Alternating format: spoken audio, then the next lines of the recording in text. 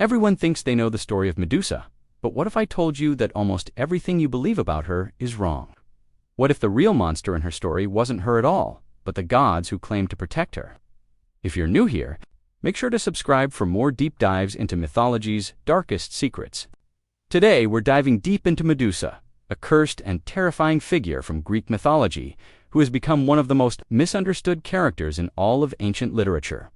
Although this Gorgon has gained recent popularity thanks to films like Clash of the Titans and Percy Jackson adaptations, her story is much older, much more complex, and far more tragic than Hollywood portrays.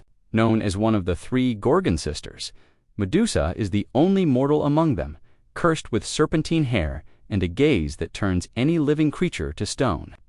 But here's what most people don't realize. She wasn't always a monster. In fact, she was once considered one of the most beautiful women in the ancient world, a dedicated priestess who served the goddess Athena with complete devotion. Before we continue, let me know in the comments, where are you watching this from? I love connecting with viewers from around the world who share this fascination with ancient mysteries and the dark truths hidden within our oldest stories. She represents one of the most tragic transformations in all of Greek mythology, but also one of the most important. Her story reveals uncomfortable truths about power, justice, and the way societies have always treated victims. What makes her story so haunting that it has survived for over 2,800 years? What are the true origins of her curse, and why do different ancient sources tell completely different versions of her tale? What does her modern portrayal represent about our understanding of victimhood and justice? And most importantly, what can her story teach us about the monsters we create in our own world? Join us as we uncover all the mysteries and secrets of the snake-haired Gorgon, whose very name strikes fear into hearts across millennia, and discover why her story is more relevant today than ever before. Here's something that might shock you. In the very earliest Greek stories, Medusa wasn't cursed at all. She was born a monster, and this version of her story is completely different from the one most people know today. The poet Homer, writing around 800 BCE in works like the Iliad and the Odyssey, mentions her as one of three monstrous sisters who were always creatures of terror from the moment they came into existence. These weren't just any monsters either. They were the daughters of ancient sea gods named Phorcys and Ceto, primordial deities who controlled the most dangerous aspects of the ocean. But here's where it gets really interesting, and where we start to see how stories change over time to reflect the societies that tell them. Another Greek poet named Hesiod, writing around the same time as Homer, tells us something slightly different in his work called the Theogony. He explains that the three Gorgon sisters, Stheno, Euryale, and Medusa, were part of a generation of creatures that existed before Zeus and the other Olympian gods took power. This means they were connected to the original primal forces of the universe, the chaotic powers that existed before order was imposed on the world. Think of them as ancient powers that the newer gods had to deal with when they staged their revolution against the older generation of deities.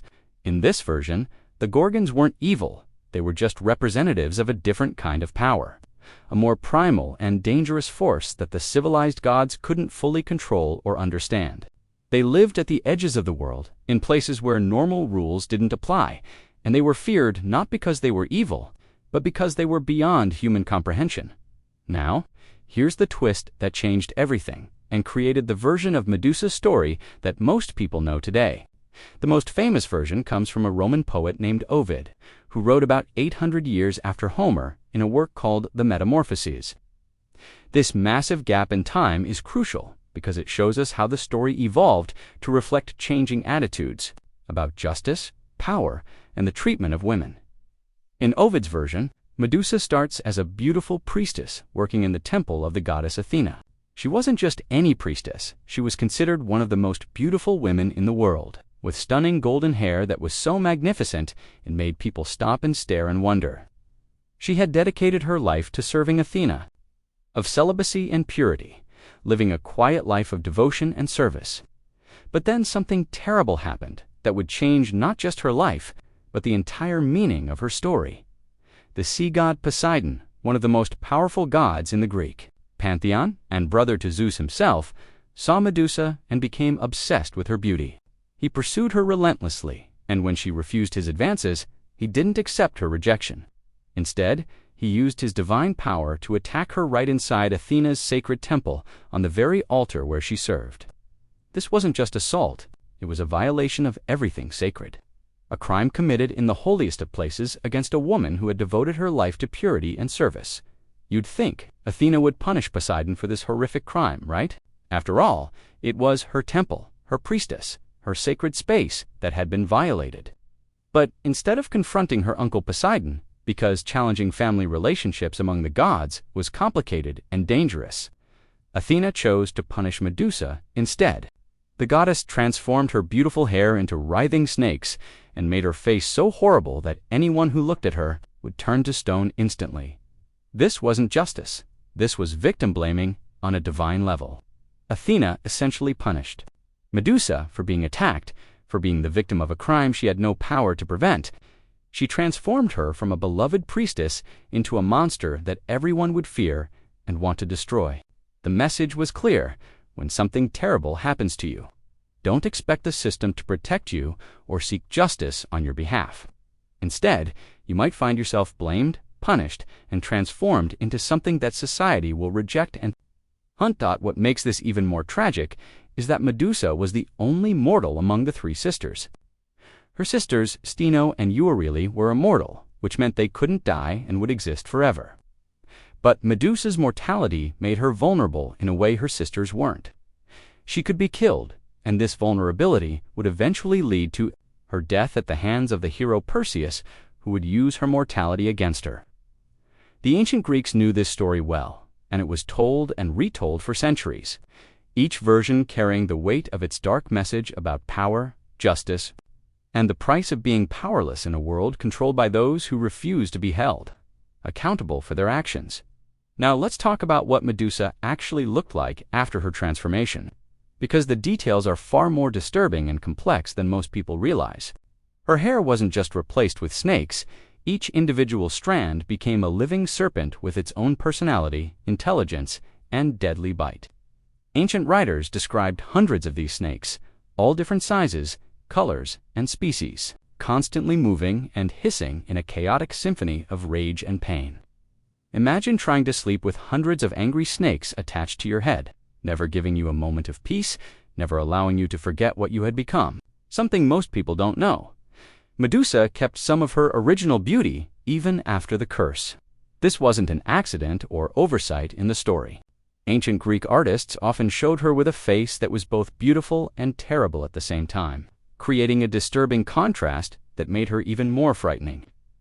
She had large, haunting eyes that still held traces of her former loveliness, but now they carried the power of death. Her features remained elegant and refined, but they were twisted by pain and rage into something that was simultaneously attractive and repulsive. Her skin became bronze-like and metallic, giving her an otherworldly glow that made her look more like a living statue than a human being. This metallic quality wasn't just for show. It made her nearly invulnerable to normal weapons. Arrows would bounce off her skin, swords would chip and break against her flesh, and even fire couldn't burn her. She had become something that existed between the mortal and divine worlds, neither fully human nor fully god, but something else entirely. Transformation gave her massive bronze wings that sprouted from her shoulders, each feather sharp as a blade and strong as steel. These wings allowed her to fly silently through the night sky, moving faster than any bird and quieter than any owl. Think about how terrifying that would be. This creature could appear anywhere, anytime, without warning. She could be circling overhead right now, and you'd never know until it was too late. Her wingspan was said to be over 20 feet, casting shadows that could cover entire buildings. Her hands became claws made of the same bronze material as her wings, with fingers that ended in razor-sharp talons strong enough to tear through armor, stone, and even metal. When she walked, you could hear the metallic scraping of her claws against the ground, a sound that became a death sentence for anyone who heard it. Ancient texts describe how she could climb sheer cliff faces with these claws, leaving permanent gouges in solid rock that served as warnings to anyone who might follow. What made her even more frightening was how people knew she was coming long before they saw her. The air around her would grow cold and thick, making it hard to breathe, as if the very atmosphere was being drained of life. Animals would flee the area in panic, birds would fall silent, dogs would howl and run, even insects would disappear. Plants would begin to wither and die in her presence, leaves turning brown and falling off trees, flowers closing their petals and never opening again. The collective hissing of her snake hair could be heard from miles away, like a warning siren of approaching doom. But this wasn't just noise. Each snake hissed in a different tone, creating a complex harmony that was said to drive people mad if they listened to it for too long. The sound would echo off mountains and valleys, making it impossible to determine exactly where she was or which direction she was coming from.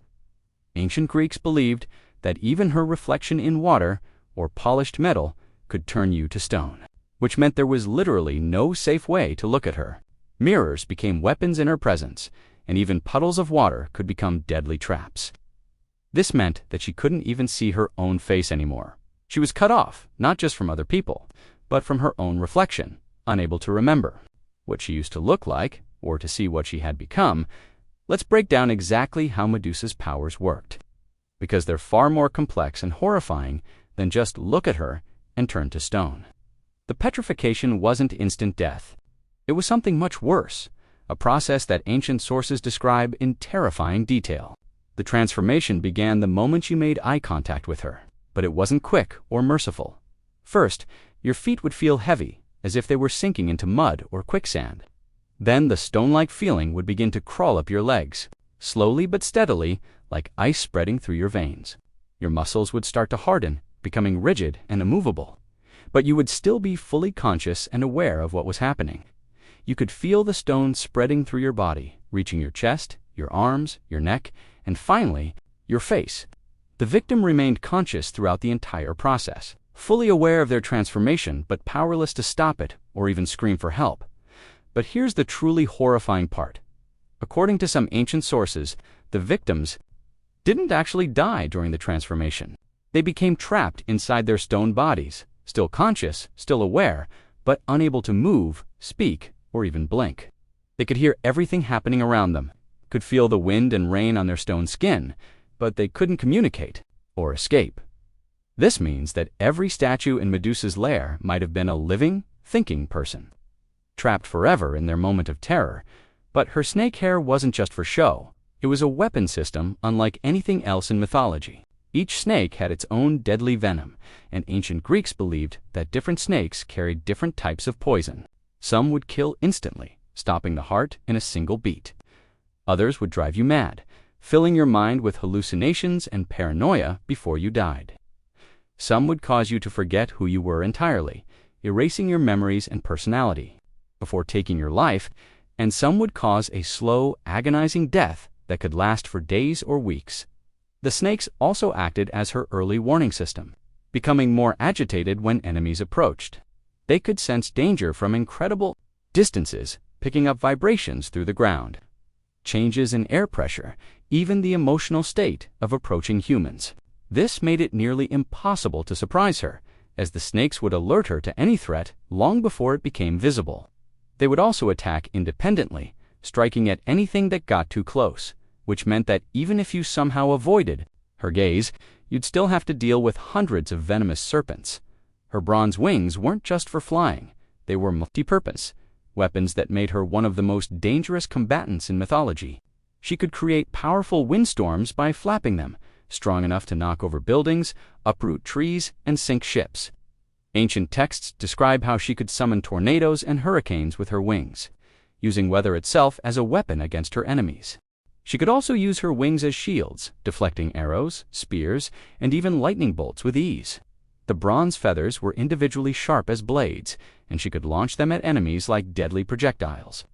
Each feather was said to be guided by her will, able to change direction in mid-flight and seek out targets with supernatural accuracy. A single feather could pierce through armor, stone, and even other metal, making her a formidable opponent at any distance. Now, here's something that will blow your mind. Medusa's blood had two completely different properties, depending on where it came from on her body.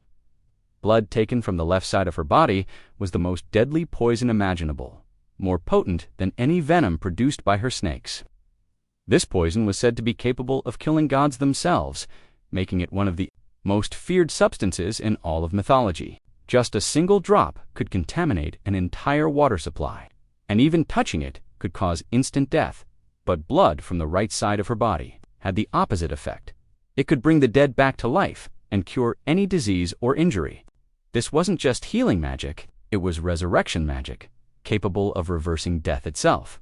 Ancient heroes would sometimes risk their lives to obtain this blood, knowing that it could save entire kingdoms from plague or bring back beloved family members from the dead. This wasn't just random magic. It represented the dual nature of her curse and her existence. She was both death and life, poison and cure, monster and healer. The same being that could kill with a glance could also restore life with her blood.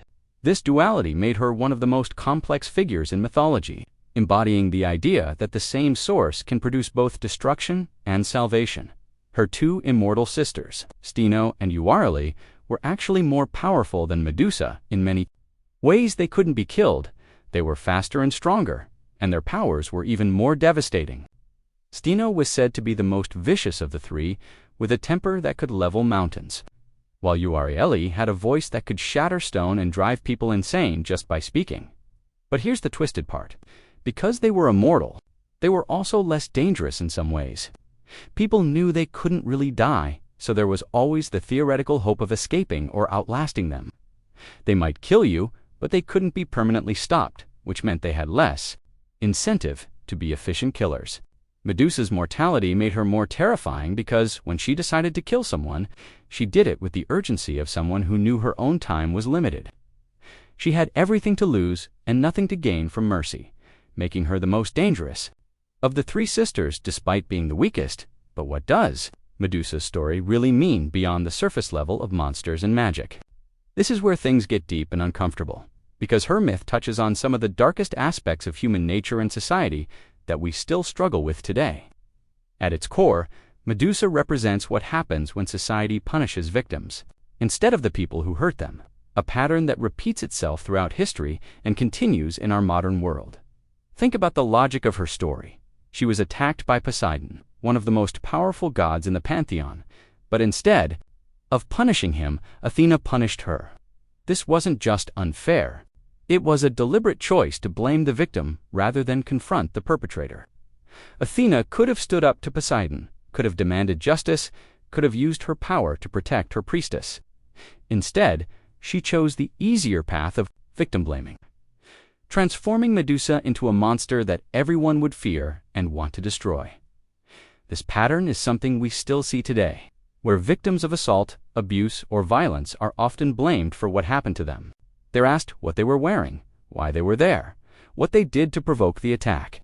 They're told they should have been more careful, should have known better, should have protected themselves.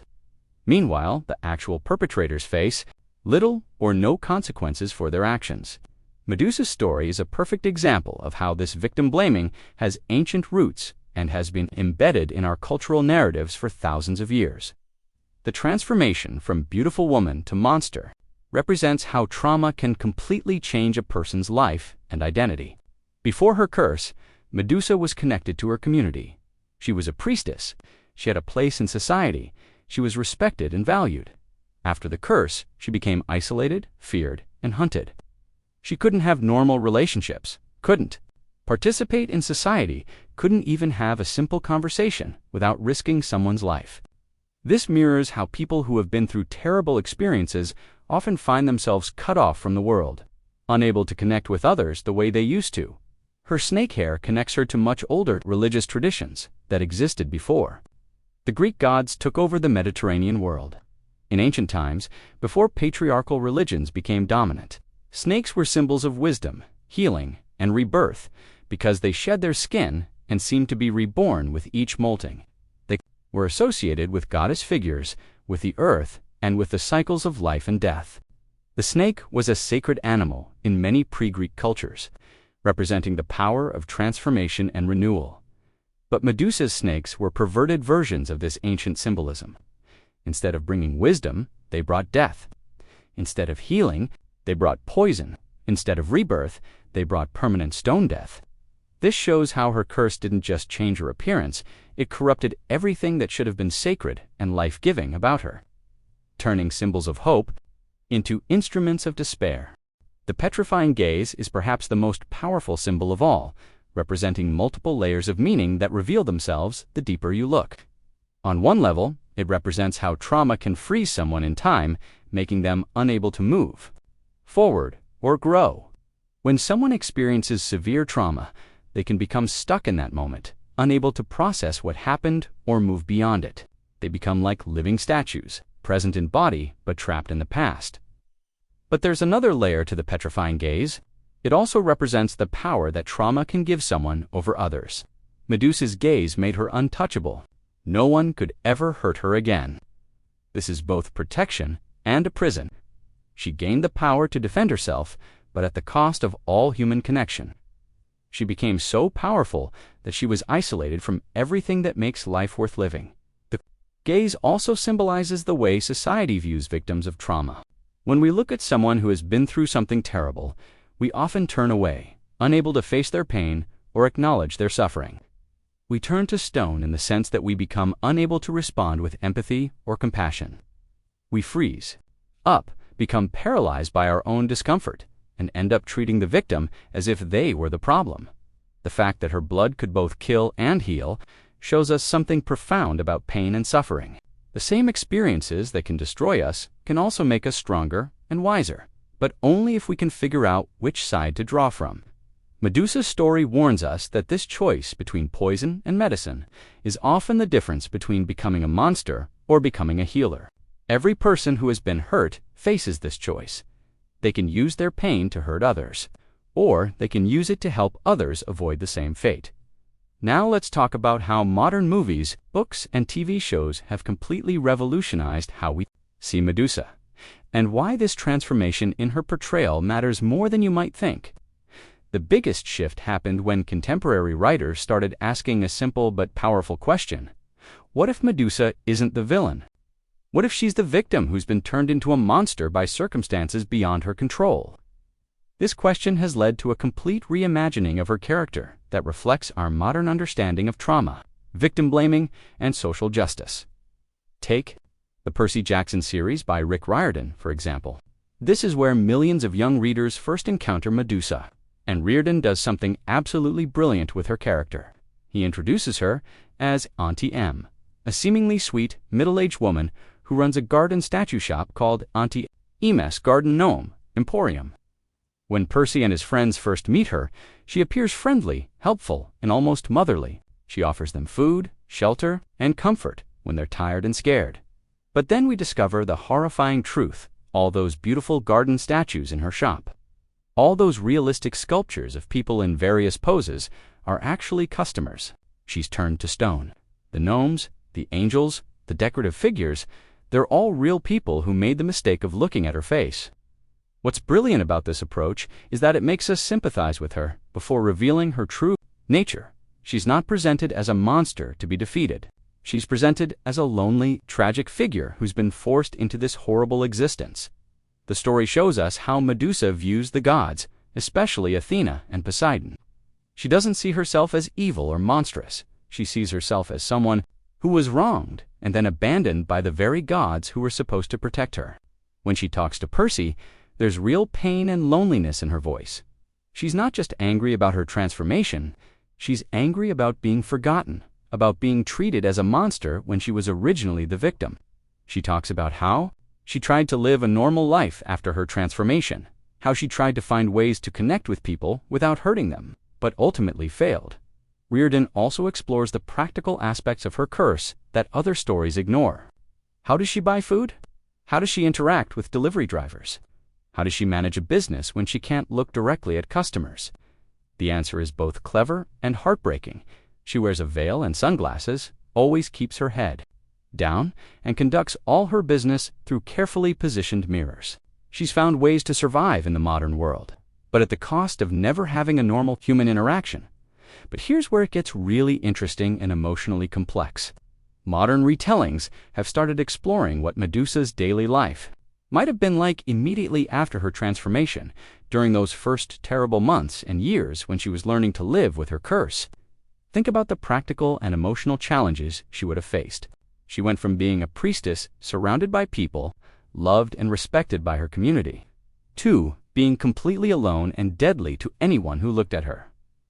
The 2010 movie, Clash of the Titans, and its 2012 sequel, Wrath of the Titans, show her living in a ruined temple on a remote island, surrounded by hundreds of stone statues, the remains of everyone who tried to approach her over the centuries.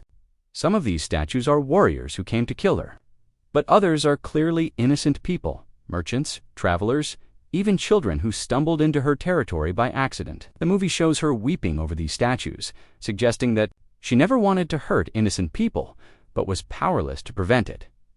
Recent books and graphic novels have also started questioning Athena's role in the story, proposing alternative interpretations that are both more complex and more disturbing. Some versions suggest that maybe Athena wasn't punishing Medusa at all. Maybe she was trying to protect her in the only way she could think of. Given the limitations of divine politics and family relationships among the gods, think about it from this perspective. Athena couldn't directly punish Poseidon without starting a war among the gods. He was her uncle, one of the most powerful deities in the pantheon, and challenging him directly would have had catastrophic consequences for both gods and mortals. So instead, she gave Medusa the ultimate protection. She made her so terrifying that no one could ever hurt her again. No one could assault her, attack her, or even approach her without risking their own life. It's a twisted kind of mercy, but it might have been the only way Athena could ensure that Medusa would never be a victim again. The curse wasn't punishment. It was the most powerful protection spell imaginable, even though it came at the cost of Medusa's humanity and connection to others. This interpretation transforms Athena from a victim-blaming goddess into a deity who was trying to work within an unjust system to protect someone she cared about. What's really powerful about these modern interpretations is how they make us think about victim-blaming and systemic injustice in our own society. When we automatically see Medusa as a monster, we're doing exactly what the ancient Greeks did. We're focusing on what she became rather than what was done to her. We're treating the symptoms rather than the disease, the victim rather than the perpetrator. But when we see her as a victim who was failed by the system that should have protected her, we start to understand how this pattern repeats itself in real life. How many people have been transformed by trauma into something that society fears or rejects. How many victims have been treated as if they were the problem rather than addressing the people and systems that harmed them in the first place. Contemporary feminist writers and artists have fully embraced Medusa as a symbol of female rage and empowerment. Her image appears on everything from jewelry to protest signs, representing the idea that sometimes the only way to protect yourself is to become something that others fear. Her snake hair and deadly gaze have been transformed from symbols of monstrosity into symbols of strength, independence, and the refusal to be victimized again. But this reclamation of Medusa's image isn't just about empowerment. It's also about the cost of that empowerment. Modern interpretations acknowledge that becoming powerful enough to protect yourself often requires sacrificing parts of your humanity. Medusa gained the power to ensure no one could ever hurt her again, but she lost the ability to connect with others, to love, to be loved, to have normal relationships. This reflects the real-world reality that victims of trauma often face. The things that help them feel safe and protected can also isolate them from the very connections that make life meaningful. So what can we learn from Medusa's story that applies to our lives today? Her myth isn't just an ancient tale about monsters and heroes. It's a mirror that reflects some uncomfortable truths about how we treat victims, how we create the very monsters we claim to fear, and how we can break these destructive cycles that have persisted for thousands of years. Medusa's transformation teaches us that when we fail to protect the vulnerable, when we blame victims instead of addressing perpetrators, we often create something far worse than the original problem. When Athena punished Medusa instead of confronting Poseidon, she didn't solve anything. She just moved the problem somewhere else and made it more dangerous. The injustice didn't disappear. It transformed into something that would cause pain and death for centuries to come. This happens in real life too, in ways both large and small. When we blame victims of abuse instead of holding abusers accountable, we don't eliminate the harm, we just push it into the shadows where it can grow and spread. When we treat symptoms instead of causes, when we criminalize poverty instead, of addressing inequality when we punish addiction instead of treating trauma. We create new problems that are often worse than the original ones. Her story also shows us the true cost of isolation and abandonment. Medusa didn't become a monster because she was inherently evil. She became a monster because she was cut off from everything that made her human. When we treat people as outcasts, when we refuse to see their pain or acknowledge their suffering, when we turn away from those who need help the most, we risk creating the very thing we're afraid of. This is particularly relevant in our modern world, where social media and political polarization have made it easier than ever to dehumanize others, to treat people as monsters rather than recognizing their humanity. Every time we refuse to listen to someone's story, every time we dismiss someone's pain, every time we choose judgment over compassion, we risk creating more Medusa's people who are so hurt and isolated that they become dangerous to themselves and others. But perhaps most importantly, Medusa's story reminds us that every monster has a beginning, and that beginning is often an injustice that was never addressed. Behind every act of violence, every cycle of revenge, every person who has turned into something they never wanted to be, there's usually a moment when they needed help and didn't get it, when they needed protection and were blamed instead, when they needed justice and were ignored. The blood from Medusa's right side could heal any wound and even bring the dead back to life. This tells us that even in the darkest stories, even in the most tragic transformations, there's still the possibility of healing and renewal. But we have to be careful which side we draw from, the side of bitterness and revenge, or the side of understanding and compassion. In our own lives, we all have the choice between using our pain to hurt others or using it to help others avoid the same fate. We can choose to become monsters, or we can choose to become healers. We can perpetuate the cycles of harm that created us, or we can break those cycles and create something better. Medusa's story is ultimately a warning and a call to action. It warns us about the consequences of injustice, victim blaming, and abandonment. But it also calls us to do better, to be the people who protect the vulnerable instead of blaming them, who address root causes instead of just treating symptoms, who choose healing over harm. If Medusa's story has made you think differently about monsters, victims, and the stories we tell ourselves about both, then this video has accomplished something important. Her myth has survived for nearly 3,000 years because it speaks to something fundamental about human nature and the choices we make when faced with injustice and pain. Please give this video a like if it's changed your perspective on this ancient story. And subscribe to Sigil Sanctum for more deep dives into the hidden meanings behind mythology's most complex and misunderstood figures. We don't just tell you the ancient stories, we help you understand why they still matter today, why they're still relevant to our modern world, and what they can teach us about ourselves and our society. In the comments below, I'd love to hear your thoughts on several questions. How do you think we can break the cycle of turning victims into monsters in our own world? What other mythological figures do you think have been misunderstood or misrepresented? And most importantly, how can we learn to draw from the healing side of our experiences rather than the poisonous side? Next week, we'll be exploring another figure from Greek mythology who's been completely misunderstood for centuries, someone whose story reveals even more uncomfortable truths about power, justice, and the price of challenging authority. Make sure to hit that notification bell so you don't miss it, because these stories build on each other in ways that will surprise you. Until then, keep questioning the stories you've been told, keep looking for the humanity in the monsters, and always remember that the real magic happens when we choose healing over harm, understanding over judgment, and compassion over condemnation. Thanks for watching, and may you always have the wisdom to know which side of the blood to draw from, and the courage to choose the path of healing even when it's harder than the path of revenge.